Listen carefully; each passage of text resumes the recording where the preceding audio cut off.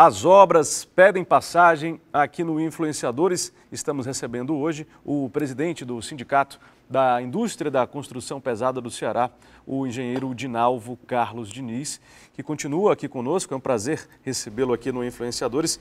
Nós falávamos no bloco anterior sobre o VLT, que é o veículo leve sobre trilhos, um modal, né, que está integrado ao metrô de Fortaleza, né, que terá as obras aí da linha leste retomadas em breve, já com recursos aprovados, garantidos, na ordem de aproximadamente 2 bilhões de reais. O que isso significa diretamente na geração de emprego e renda, doutor Dinalvo?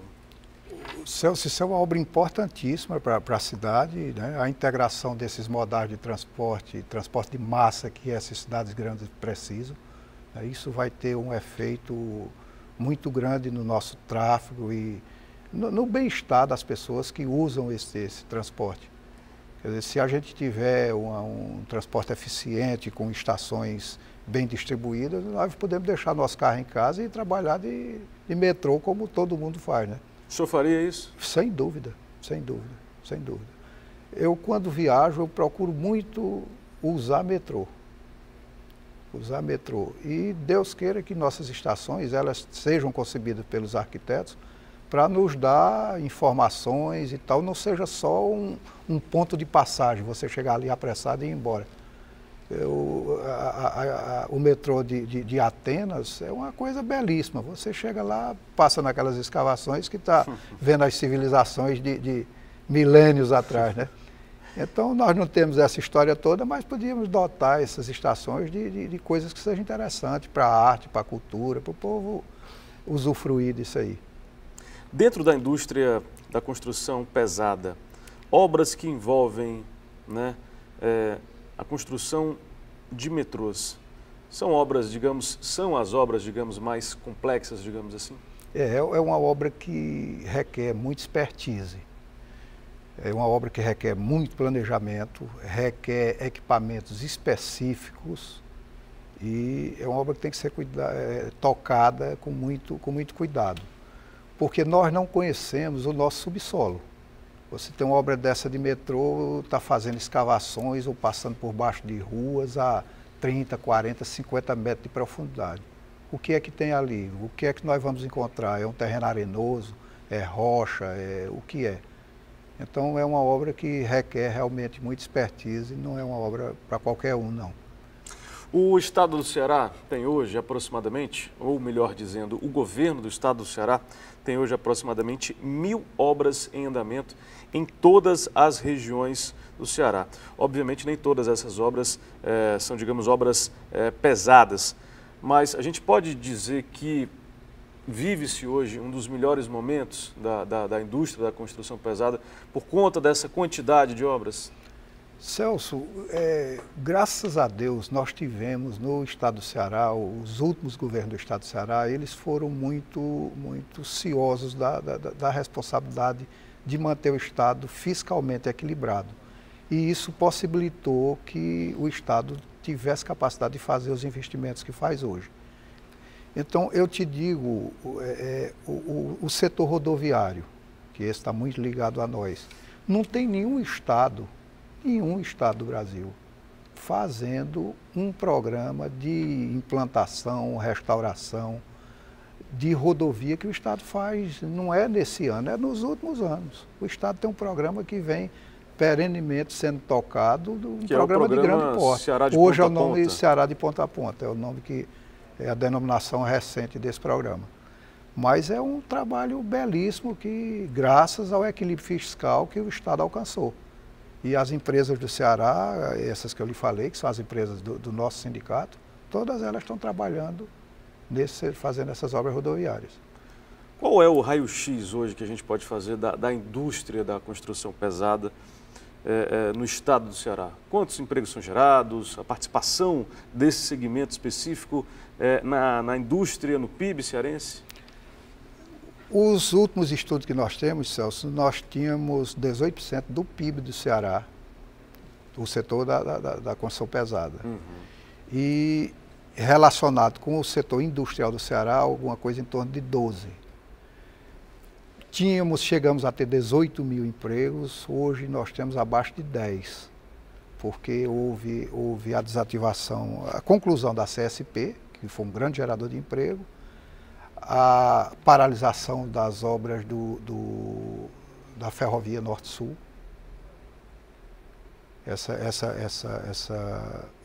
Nós perdemos uma grande quantidade de empregos e também a conclusão de obras da transposição no nosso.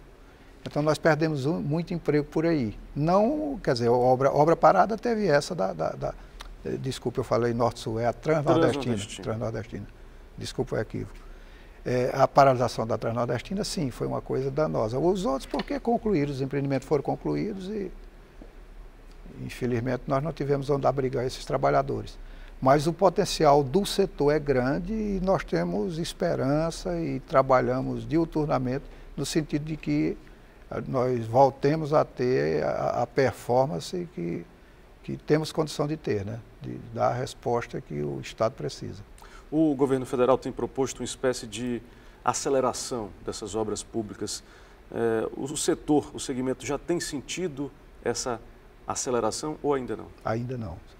Nós vemos isso ainda como promessa,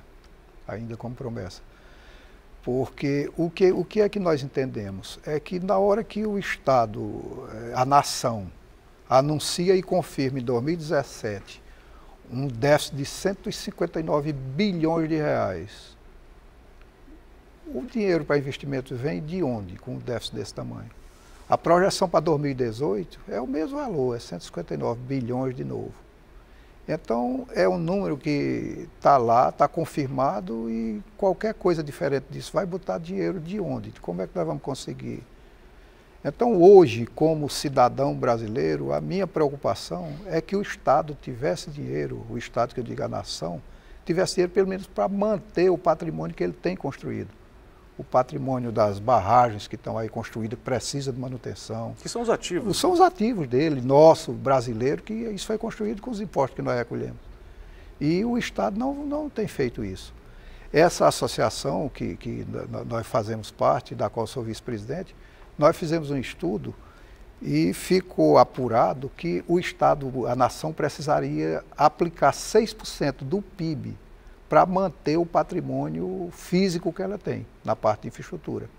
E ela vem mantendo nos últimos 15 anos um percentual abaixo de 2%. Então é muito baixo. O que é que nós temos certeza? Que logo mais o que nós fizemos a tanto custo vai estar destruído e nós vamos ter que refazer. Agora, enquanto o setor tenta se reerguer, né, à espera, né, dessa retomada econômica, paralelamente a isso, o setor se preocupa com outro grande problema, que é a melhoria da qualificação da mão de obra especializada? Sem dúvida, sem dúvida.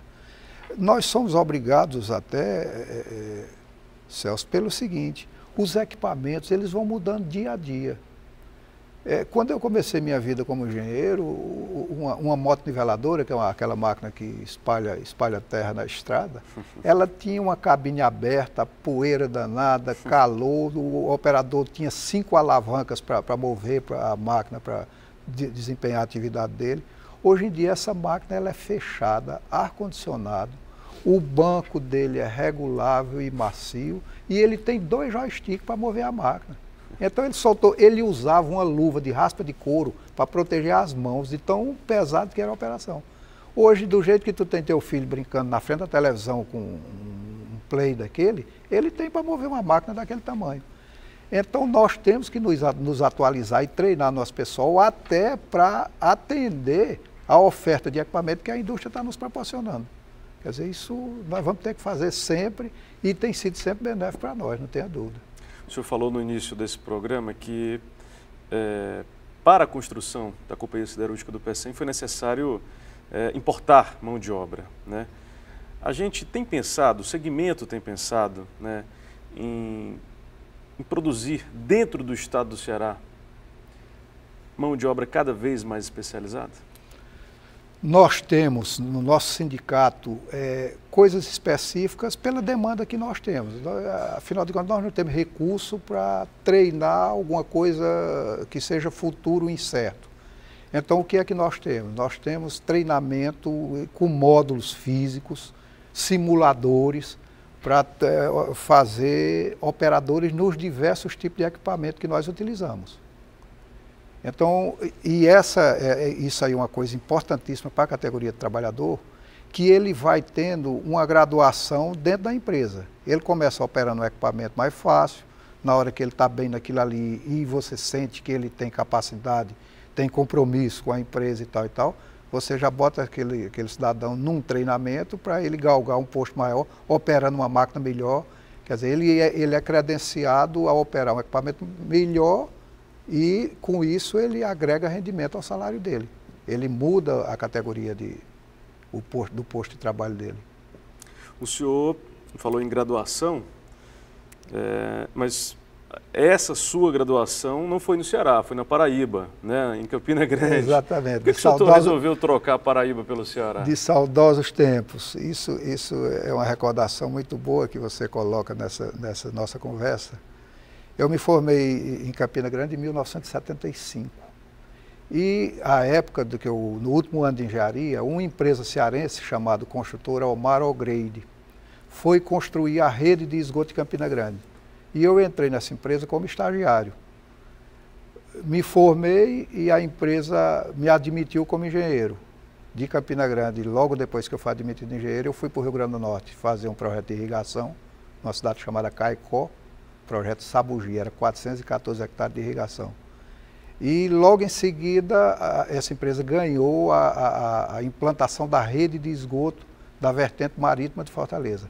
Foi no tempo boom da construção de esgoto em Fortaleza. E eu vim para cá e até hoje, 75, 2018, eu estou aqui. Continua? Continuo cearense. Tá certo. O senhor segue à frente do Sindicato da Indústria da Construção Pesada até maio de 2019. Perfeito. Qual vai ser a sua principal missão até lá, até a conclusão desse primeiro mandato, que é, na verdade, a primeira presidência do Sindicato da Indústria da Construção Pesada do Ceará? Celso, eu tenho comigo um conceito. Eu terminarei meu mandato, não me submeterei de maneira nenhuma a um segundo, porque eu acho que o setor tem que ser oxigenado, tem que ter sempre outras pessoas assumindo, com outra visão, com outra maneira de trabalhar. Essa história cartorial, para mim, não funciona. E a minha missão foi fundar o sindicato e deixá-lo estabilizado. Estou passando agora por uma situação complicadíssima, que é o quê? Com a reforma trabalhista, as contribuições sindicais não são mais devidas. Então, eu tenho a obrigação de mostrar para as empresas do setor que é interessante que ele seja nosso associado, que pague as mensalidades, para que o sindicato desempenhe bem as atividades que ele tem que ter. Nós temos que estar em Brasília, temos que estar no Rio de Janeiro, temos que estar em São Paulo, temos que interagir com as outras associações, os outros sindicatos dos outros estados. Isso tudo precisa de recurso. E como não existe mais a compulsoriedade do recolhimento, tem que ser na base agora do reconhecimento. Eu tenho a obrigação de ser eficiente e vender bem a imagem do sindicato, senão nós estamos mal. Tá certo.